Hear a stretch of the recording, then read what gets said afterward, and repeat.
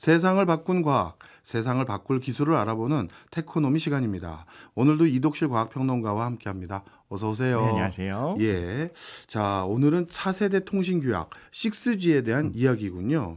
저는 일단 아직 5G도 불만족스러운 사람이에요. 여러 가지가. 그런데 무슨 벌써 6G냐 이런 생각은 들긴 하지만 그럼에도 불구하고 우리 과학을 바탕으로 미래를 보는 거니까요.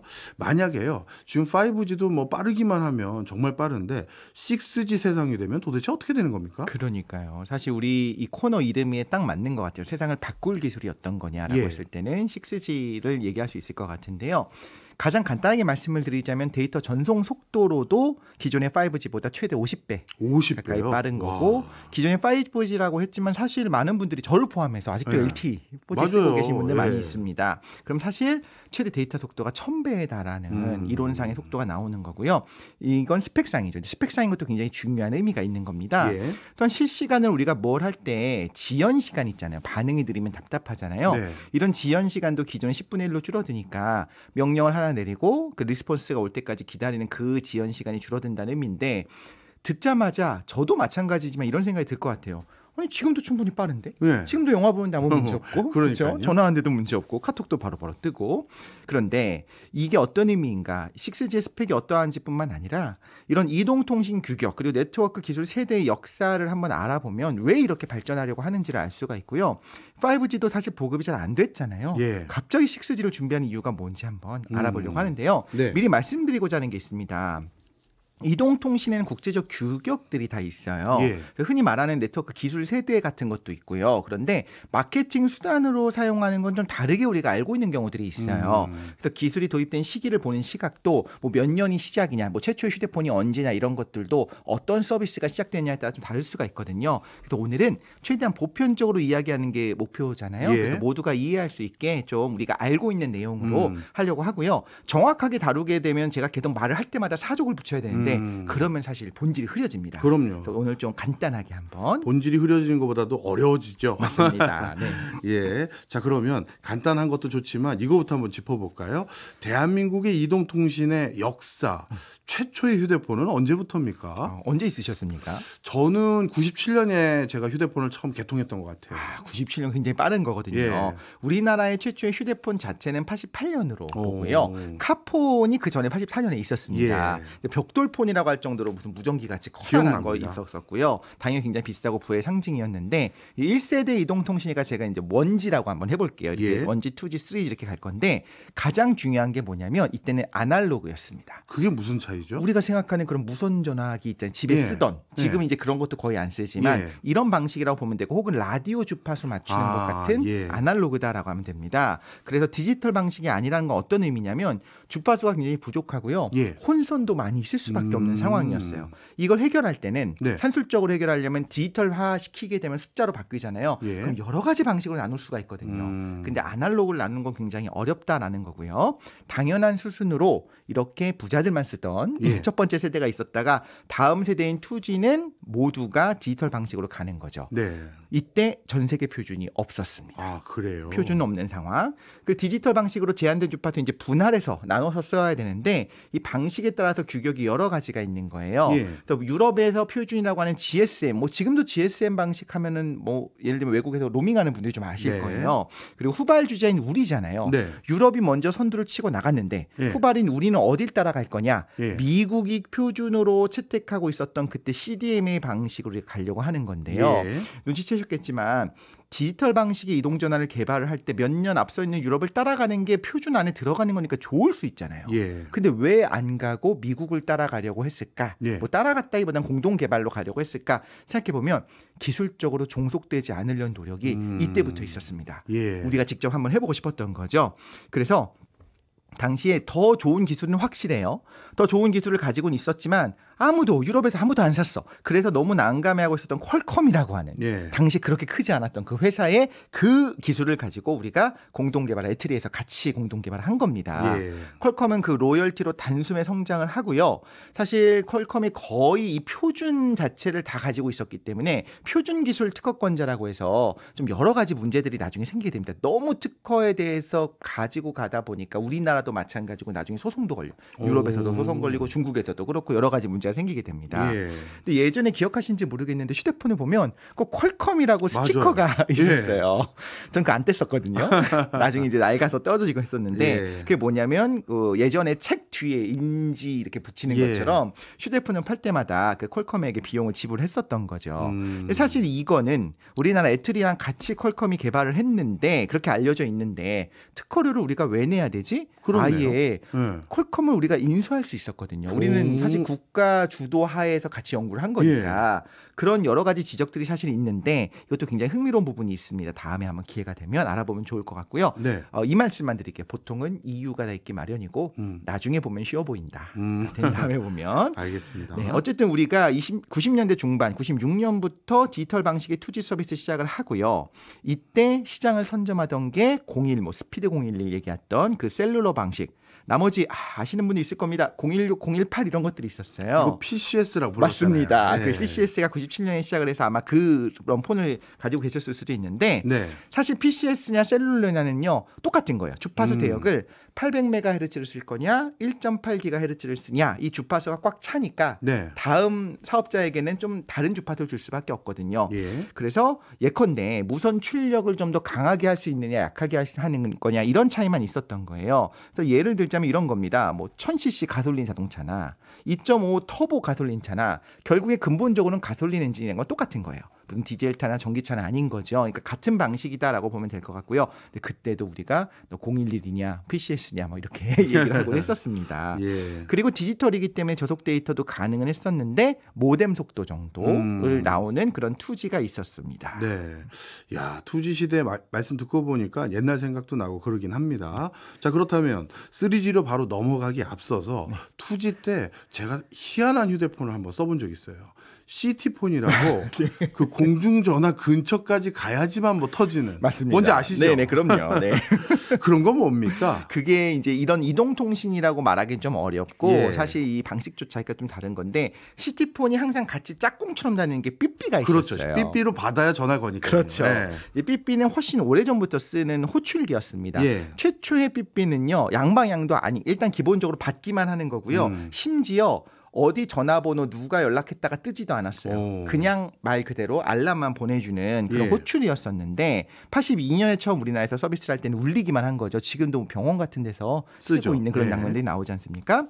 그리고 전화번호도 안 뜨고 말씀드린 것처럼 음영 지역이 있으면 만약에 못 받으면 끝인 겁니다. 라디오 같이 한번 뿌리면 끝인 거예요. 예. 지방에는 기지국도 없었고요. 그러다 86년이 되면서 숫자가 뜨는 삐삐가 도입을 되니까 뭐 예를 들면 사랑에는 486 이런 식으로 네. 우리가 빨리빨리 파리파리 예. 이런 것들을 얘기하기 시작했죠. 이제 88년 이후로 다양한 제조사가 만든 삐삐가 팔리기 시작하면서 기지국도 많아지고 이때 이름 들어보셨을 거예요. 한국이동통신이 012였는데 나래이동통신, 서울이동통신 이런 015 번호는요. 기지국이 오히려 한국이동통신보다 서울의 기지국이 더 많았어요. 그 정도로 후발주자가 바짝 쫓아왔는데 네. 놀라운 건 97년에 해피텔레콤이라는 게 이제 들어옵니다. 네. 거의 막차 타고 들어오는데 이때 가입자가 1,500만 명이었어요. 야. 우리나라 인구가 4,600만인데 예. 그때 97년에 삐삐 가입자가 1,500만 명. 예. 이때 삐삐랑 단짝인 게 뭐냐면 삐삐는 받을 수밖에 없잖아요. 수신밖에 네. 못 하잖아요. 그래서 97년에 시티폰이 출시가 되게 되는데 이건 전화 발신만 되는 거고 말씀하신 것처럼 공중전화기 근처에서만 가능했어요. 네. 그래서 실제 삐삐가 보급이 되면 공중전화기 수요가 많을 수밖에 없어요. 그때 어떤 약간 좀 아름다운 게 있었냐면 네. 이게 전화를 한 다음에 동전이 남잖아요. 예. 그럼 이게 철컥하고 끊어버리지 않고 위에다 올려놨었죠. 아, 맞아. 뒤에 있는 사람 위에서. 그렇죠. 한 100원 정도 남으면 그거 예. 쓰시라 이렇게 했었는데 이런 추억이 있었었죠. 근데 그때 이렇게 다 줄 서서 삐삐 온 거 확인하려고 하고 있을 때 그때 참 멋있게 이제 옆에 서갖고 시티폰을 딱 꺼내서 발신을 하는 겁니다. 예. 이것도 원리 자체는 정말 주고받고라기보다는 여기를 이 기지국 중계국을 사용해서 무선 전화 거는 느낌인 거예요. 예. 그런 시스템이기 때문에 사실 어떻게 생각하면 와이파이 생각하면 될 것 같아요. 예. 우리가 노트북을 좀 해야 되는데 와이파이를 켜야 되는 상황이 됐을 때 어디 뭐 그런 카페라든가 예. 공중 와이파이를 찾잖아요. 예. 그런 식으로 어떤 기지국 근처에서만 가능한 개념이었다라는 거고요. 그런데 이건 개인 이동 전화는 아니죠. 어떻게 보면 이런 사업들이 2G 휴대전화가 보급되면서 정말 순식간에 사라집니다. 97년에 1,500만 명이라고 했잖아요. 네. 99년이 돼서 2년 지났어요. 네. 300만으로 줄어듭니다. 야, 1,200만 명이 죽는데요. 엄청나게 줄어드는 거죠. 그런데 98년 그때 이동통신 가입자 수가 1,000만 명을 돌파하는데 이때가 IMF가 있었던 그 즈음인 걸 생각해 보면 네. 그럼에도 불구하고 어떤 기술의 진보는 뒤로 가지 않는다. 막을 수 수 있는 것 없다. 같습니다. 네. 이제는 3G 한번 알아보겠습니다. 이때부터 이제 어떻게 보면 개인이 인터넷을 아주 원활하게 쓰게 됐던 그런 뭐 시기 뭐 이렇게 볼 수 있을 것 같아요. 맞습니다. 워낙에 속도가 느렸던 2G 방식보다는 훨씬 용이했죠. 그래서 우리가 보통 3G부터야 돼서야지만 무선 데이터를 사용하는데 뭐 그 와중에 뭐 애플에 뭐 여러 가지 아이폰도 있었고 여러 가지 있었겠습니다만 기본적으로 기술만 보자면 3G 정도 돼야 가능하다라는 네. 말씀을 드리고 싶고요. 이때쯤 되자 전 세계가 다 생각을 합니다. 이거 안 되겠다. 다음 세대에는 통신 규격을 좀 통일을 하자. 이거 아니면 너무 불편하다. 이런 생각을 한 거죠. 그런데 기술 표준은 어디서 정하게 되냐면 국제전기통신연합 ITU라고 하는 곳에서 정하게 되는데 이게 네. 유엔 산하에 있는 정보통신기술 전문기구예요. 예. 그럼 어떤 기술이 표준이 되느냐 이게 얼마나 큰 차이를 불러오는지를 우리가 이미 CDMA를 개발하고 상용화하는 과정에서 봤잖아요. 예. 로얄티가 많이 나갔어요. 우리도 우리가 같이 개발했음에도 불구하고 좀 약간의 특혜 수혜를 주긴 했지만 그럼에도 불구하고 로얄티가 엄청나게 나갔는데 세계 최초로 성공적으로 CDMA를 상용화하고 성장했잖아요. 이때 뭐가 있다고 저는 생각하냐면 대한민국이 IT 분야에서 할 수 있구나 이런 자신감이 저는 차 있었을 거라고 봅니다. 네. 사실 이거 굉장히 중요한 정책 중에 하나였다고 보고요. CDMA 상용화를 한 것이 어떻게 보면 누군가 그래요. 야 퀄컴 좋은 일 한 거잖아. 네. 남 좋은 일 시킨 거 아니냐. 그렇지 않습니다. 이걸 오. 한번 해봤다라는 것과 해보지 못한 건 차이가 커서 우리가 지난 시간에도 했었지만 나로 개발을 처음에 러시아랑 같이 한 게 의미가 있었던 것처럼 네. 전 이런 것들도 하나의 커다란 우리가 프로젝트를 한번 해본 거다라는 거고요. 그럼 이제 우리가 선도만 하면 되는 상황이 된 거죠. 해봤으니까요. 네. 3G는 이름이 거창합니다. 원래 미래 공중 육상 이동통신 서비스였어요. 모든 게 다 있잖아요. 공중 주파수를 사용할 거고 단일 기술 표준을 하겠다. 그래서 지구 어디를 가더라도 사용할 수 있게 할 거야. 지구상 어디에서도 음성, 데이터, 동영상 전부 다 할 수 있는 통합된 서비스를 만들겠다라고 생각을 했었습니다. 네. 실제로 이제 IMET 2000이라고 많이 불렀고요. 속도는 2Mbps 정도니까 지금처럼 뭐 풀 HD 영상을 보는 건 아닌데 그때는 풀 HD 영상이 어차피 없었기 때문에 예. 이렇게 빠른 속도가 가능했었던 건데 무엇보다도 글로벌 로밍이 가능한 세계 표준이다라는 건데 뚜껑을 엽니다. 네. 실제로 어떤 표준이 정해질까 두근두근 하면서 열어봤더니 국제 표준이 하나가 아니었습니다. 아까 말씀드렸던 그 표준을 정하는 국제전기통신연합 ITU가 유럽식이랑 미국식 두 개가 있는데 그걸 다 기술 표준으로 인정을 한 거예요. 그럼 알아서 두 개를 나눠서 써야 되는 겁니다. 네. 이때 이제 여러 가지 우여곡절 끝에 이 부분도 이제 기업과의 여러 가지 이야기가 흥미롭습니다만 기술만 말씀을 드리자면 3G에서 SKT와 KT가 비동기식, 그러니까 유럽식을 선택을 하고요. 예. LGT도 원래는 비동기식을 하고 싶었으나 뭐 여러 가지 사정으로 인해서 동기식으로 사업을 시작을 하게 됩니다.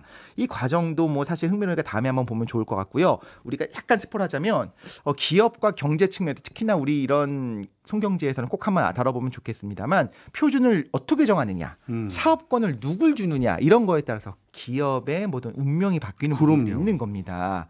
근데 이때 생각해 보면 아마 기억나실 거예요. SKT랑 그 KT는요. 유심만 바꾸면 다른 폰을 쓸 수 있었어요. 근데 LGT는 아예 그게 안 됐습니다. 그렇군요. 방식 자체가 주파수가 달라서 그랬습니다. 근데 또 흥미로운 거 하나 말씀드리자면 원래 CDMA 방식의 원천 기술이 퀄컴에 있다고 했잖아요. 예. 근데 그 CDMA 방식의 뒤를 이은 건 동기식이에요. 미국식이에요. 예. 근데 3세대 와서 미국식뿐만 아니라 유럽의 비동기식 방식도 자신들이 너무나 그 우월한 기술을 가지고 있어서 그 칩셋을 제공을 합니다. 엄청난 로열티를 여기저기서 모든 곳에 다 받아가는 거예요. 그래서 기술을 가지고 있는 게 얼마나 중요한가 그리고 내가 표준이 되는 것이 얼마나 중요한가 또 드러나는 거죠. 네, 이렇게 표준이 달랐기 때문에 그것 때문에 기업들이 어떤 표준을 선택하느냐에 따라서 기업의 흥망성쇠도 달라졌을 것 같긴 한데요. 그거에 뭐 흥망성쇠를 보기도 전에 바로 곧이어서 제 기억으로는 4세대 통신으로 들어왔던 것 같습니다. 맞습니다. 우리가 그때 LTE를 거쳐 지금의 5G까지 온 거죠. 네. 그렇다면 지금 이 5G에서 이게 전 국민이 원활하게 쓰고 있다라고 보기도 좀 아직 애매모호한데 네. 6G를 준비하게 된 거네요. 맞습니다. 일단 4G, 5G, 6G까지는 한 번에 쑥 한번 가볼게요. 4세대 4G의 표준 중에 하나가 이제 LTE 방식인 거예요. 그리고 유럽식 WCDMA 발전된 그런 버전인 건데 지금 글로벌하게 사실 유일한 방식입니다. 예. 근데 혹시 와이브로라고 옛날에 에그 같은 거 들어보셨어요? 알고 있습니다. 인터넷만 예. 접속할 수 있는 데이터만 가능한 그런 게 있었잖아요.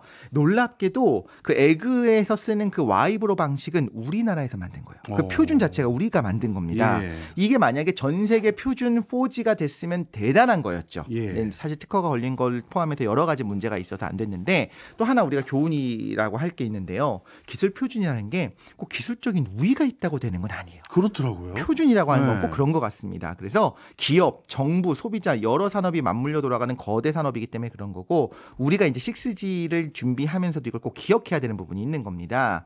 그래서 어쨌든 아마 와이브로가 전 세계 표준이 되긴 쉽지 않았을 거다. 그렇지만 또 어떤 의미가 있냐면요.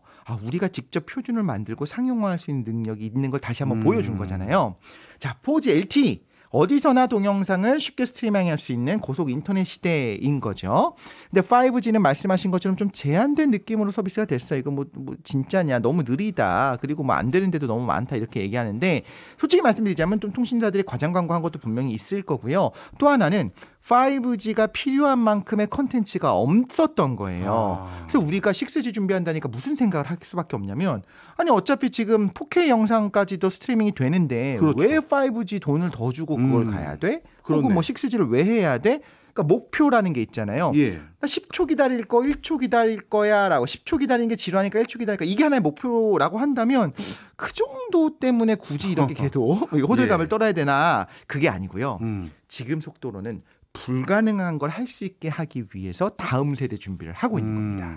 뭔가 그럴 것 같았어요. 왜냐하면 5G 쓰면서 지금 뭐 불편함을 크게 느끼고 있다 이런 분들 많지 않거든요. 그렇죠. 그렇다면 6G가 도입되고 나면 도대체 어떤 부분이 크게 달라집니까? 네, 일단 기본적으로 가장 크게 달라지는 여러 가지가 있는데 네. 당연히 속도가 빨라지고 지연이 줄어드는 거는 좀 이따 좀 왜 중요한지 말씀을 드릴 건데요. 예. 위성 통신을 활용하기 시작하는 게 기술 표준으로 들어올 가능성이 굉장히 높아요. 또 공간의 제약 자체가 사라져요. 외국에 가면 로밍을 할 필요가 없이 예. 그냥 그 위성을 통해서 통신하는 것들이 가능해지는 거죠. 그렇군요. 또 속도의 예를 들자면 6G가 시속 1000km로 이동하는 교통수단 내에서도 이론적으로 통신이 가능할 가능성이 높은데 그럼 네. 비행기에서도 실제로 뭐 순항 중에는 킬 수 있잖아요. 예. 킬 수 있게 만들 것 같아요. 앞으로는 이론상 가능하다라는 거고요. 또 엄청난 속도 그리고 지연이 거의 없도록 만드는 게 어떤 의미냐? 자율주행, 사물 인터넷을 넘어서 만물 인터넷, 그리고 VR을 넘어서 촉각 정보를 생각해야 된다는 건데 이걸 말씀을 드릴게요. 자율주행을 우리가 생각을 해보면요. 네. 주변의 교통 상황을 실시간으로 다 공유를 해야 돼요. 예. 앞에 있는 뭐 100m 앞에 있는 차가 가지고 있는 정보까지 내가 알고 있어야 됩니다. 이렇게 들어오는 엄청난 양의 주변 데이터를 빠르게 송수진하려면 속도도 중요한데 또 하나는 지연이 적어야 돼요. 그렇겠죠. 그래서 비상 응급상이 이렇게 나타났다. 이거 앞에서 경고를 해주면 바로 제동을 해야 되는데 만약에 지연이 높습니다. 0.1초가 걸렸어요. 솔직히 0.1초 이게 느린 거 아니잖아요. 그럼요. 근데 시속 100km로 달리고 있는데 0.1초면요. 벌써 3m 지나가는 거예요. 그렇네요. 그러니까 지연이 초저지연으로 1ms가 예. 되게 되면 정말 30cm 만에 브레이크를 밟을 수가 있는 겁니다. 사물 인터넷을 넘어서 만물 인터넷도 굉장히 많은 데이터를 주고받아야 되는 거겠죠. 네. 가상현실 요즘 VR을 넘어서 확장현실 XR이라고 하잖아요. 이건 뭐를 전 포함해야 된다 보냐면 촉각 정보가 가야 돼요. 그러면 가야 되는 정보의 양이 엄청나게 많아지거든요. 네. 그리고 당연하게도 우리가 무언가를 이렇게 만지고 있어요. 수트를 입고서 피드백이 내가 만진 다음에 0.1초 후에 오면요. 이거는 가짜인 걸 알아버립니다. 진짜랑 헷갈리려면 피드백이 굉장히 빨라야 된다는 거예요. 예를 들어보자면 원격으로 진료를 볼 거예요. 아니, 수술을 할 거예요. 네. 확장현실 XR 수트를 입고서 심장 수술하는 의사가 있습니다. 예. 이런 게 이제 미래에 가능해져야 될 건데 얼마나 정밀하게 될지, 얼마나 빠른 피드백이 주어져야 안전할지 한번 생각해 보자면요. 내가 지금 원격으로 하고 있구나라는 걸 잊어버릴 정도로 높은 현실감이 있어야겠죠. 네. 피드백이 바로 와야겠죠. 정확한 촉각 정보가 막 와야겠죠. 고화질 영상. 이거를 정말 제대로 쏴주지 않으면 우리가 영화 보는 그런 개념으로서가 아니라 네. 미래 사회에선 꼭 필요한 거다. 그래서 시공간을 넘어서 하나로 통합된 세상을 만들기 위해서 반드시 필요한 그런 기반 기술이 차세대 통신인 6G인 거고, 그래서 누가 어떤 방식으로 표준화를 할 거냐 하고 이런 논의를 이제 시작하고 있는 겁니다. 아, 그렇군요. 말씀을 쭉 듣고 보니까 이 6G로의 업그레이드라고 해야 될까요? 이게 굉장히 중요한 의미를 가지고 있는데, 그와 함께 이미 이런 것에 관련된 기술을 우리가 갖춘 것 같은 말씀을 해주셨단 말이에요. 네. 그러면 이번에는 뭔가 새로운 걸 기대해봐도 되겠습니까? 이제 그 말씀을 좀 드려볼게요. 사실 5G를 세계 최초로 상용화했던 게 우리나라예요. 2019년입니다. 좀 서둘러서 했죠. 이때 우리가 장비랑 기계 먼저 출시 딱 했으니까 우리 다 준비했고요. 상용화도 시작했습니다. 우리 거 사세요라고 하고 싶었는데 네. 후발주자였던 화웨이가 중국의 화웨이의 경쟁에서 밀려버렸습니다. 급하게 추진하면서 5 이용자들이 불만도 많았죠. 이 모든 피드백을 토대로 다 준비를 해서 이번에 6G만큼은 정말 선도하겠다 이런 의지를 보이고 있는 상황인데 예. 저는 기술적인 면에서는 가능하다고 봐요. 근데 다시 말씀드리지만 표준화를 하는 건 기술적인 부분뿐만 아니라 정치적인 부분이 작용을 하는데 현실 국제 정치를 포함하는 다양한 전략을 짜야 되는 게 일단 만만치 않은 걸 말씀을 드릴게요. 이미 세계 각국이 뭘 알아버렸냐면 6G 패권을 잡아야 된다는 걸 알아버렸어요. 예. 5G에서 중국의 화웨이가 굉장히 높은 시장 점유율을 지금 보이고 있습니다.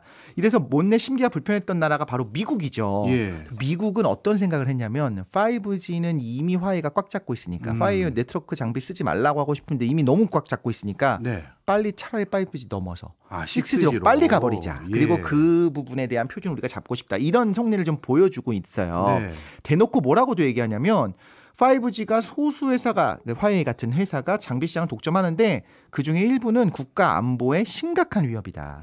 우리나라뿐만 아니라 우리랑 동맹인 나라들도 화웨이 장비 좀 쓰지 마라. 이런 이야기를 한단 말입니다. 네. 근데 미국뿐 아니라 각국이 지금 6G 시대가 될 때 중국의 통신 장비의 의존도를 낮추기 위해 노력을 하는 그런 상황이 됐어요. 네. 그렇다면 모두가 뛰어드는 상황에서 우리나라가 선도하는 것이 사실 어떻게 보면 녹록지 않은 상황이 된 거죠. 그렇네요.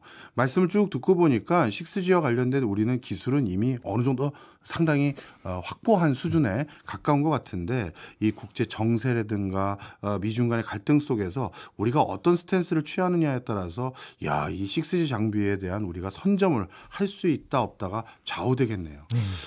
앞으로 이런 분야도 좀 더 많이 알려주세요. 네, 알겠습니다. 네, 지금까지 이독실 과학평론가였습니다. 고맙습니다. 감사합니다.